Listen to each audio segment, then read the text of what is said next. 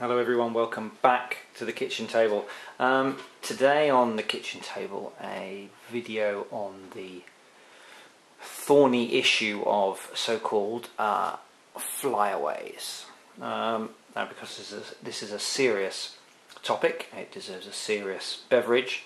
So this evening we have some Johnny Walker Black Label on the rocks. So cheers. Right. Flyaways. I've had, I don't know why, I've had lots of questions over the past couple of weeks in my YouTube comments and via private messaging, Google+, emails, Phantom pilots, all sorts. Lots and lots more than usual from people who are either about to buy, usually a Vision Plus, because that's the current sort of flavour of the month, or they have just bought a Vision Plus, or anything in the Phantom range, P2 maybe, and they're worried about flyaways. There seem to be, I don't know whether there's been a rash of new videos about them or what, but this seems to have sort of bubbled up again. And people are asking me, look, do they happen? What's your take on it? Have you had them? What's going on with flyaways? I'm scared to fly it. I'm scared to buy one. So I thought I'd address the issue.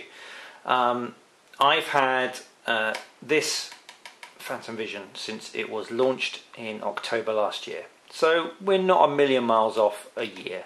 I've had this for 4 months now, is it? I think maybe 3. So less time, and I've put a fair amount of hours on both of them, and I haven't had even a sniff of what I would call a true flyaway. So what do I mean by flyaway, and what is meant by flyaway? In the context of the Phantom range, a flyaway is basically a completely uncommanded aircraft takeoff. It just literally will be flying around, it will take off into the distance, whoosh, it will go. Nothing you can do can bring it back. It happens out of the blue, and most importantly, it happens because of nothing that the pilot has or hasn't done, and nothing in terms of the environment. That's what a flyaway is supposed to be.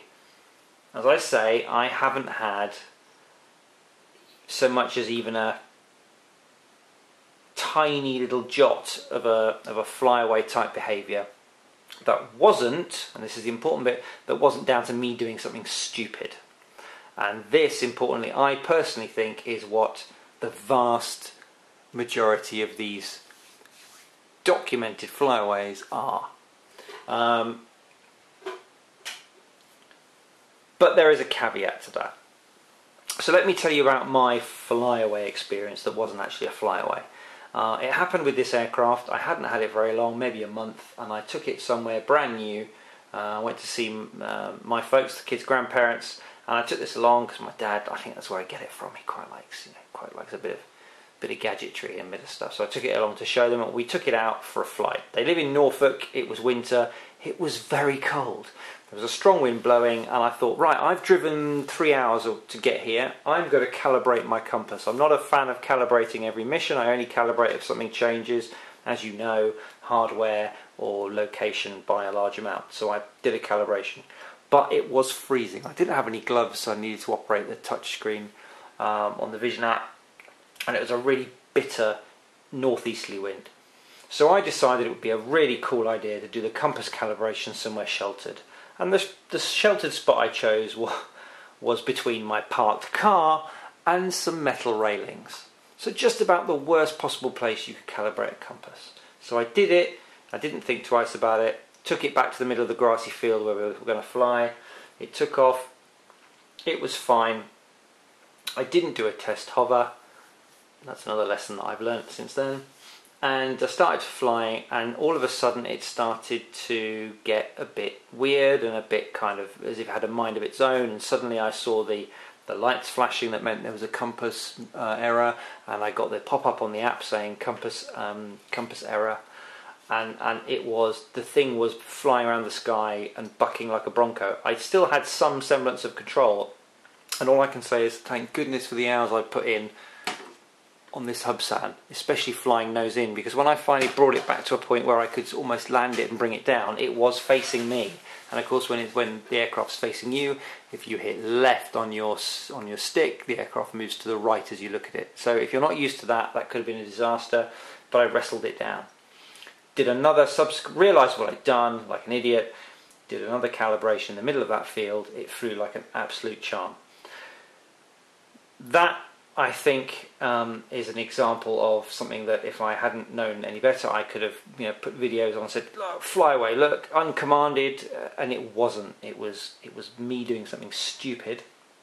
Other things I've seen is people taking their Phantoms up high, not realising that the winds aloft are way stronger than on the ground, and then the Phantom is actually physically being blown. It cannot tilt enough to compensate against the wind up there, and it was starting to disappear downwind, and people are scared. It's a Flyaway.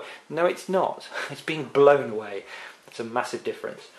I saw there's a very famous one of somebody whose aircraft went nuts, and it was in a town. It just missed hitting some wires in the street, and was shown for the video of it flying. He'd obviously recovered it. It was flying over, urban streets and stuff. And when you see where he took off in a bit of wasteland in the centre of a city with power lines and an electric railway line. Interference? I think there might have been. So, that's my personal experience. I haven't even had anything remotely like a Flyaway, and I'm pretty certain I'm unlikely to. However, the caveat is these things are fairly complicated and they have lots of electronics. They are in a high vibration environment and they are way up in the air. So every now and again, just like with your smartphone, your TV, your laptop, the old blue screen of death, has anyone ever had one of those? A sudden crash. Things could go wrong because they're complicated devices, and if they do, they might exhibit some strange behaviour. And there's nothing you can do about that, and there is a chance. And I think if you're in this hobby and you aren't prepared in the back of your mind that at some point one of these will smash itself to pieces on the ground hard, either because of a 1 in a million one of those things, or because of a pilot error, or environmental circumstances like the wind or whatever, then I think you're in the wrong hobby.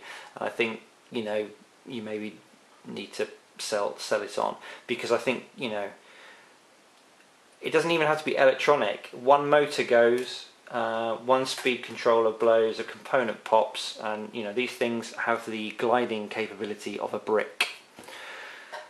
So with that in mind, there is always the chance that electronics can glitch.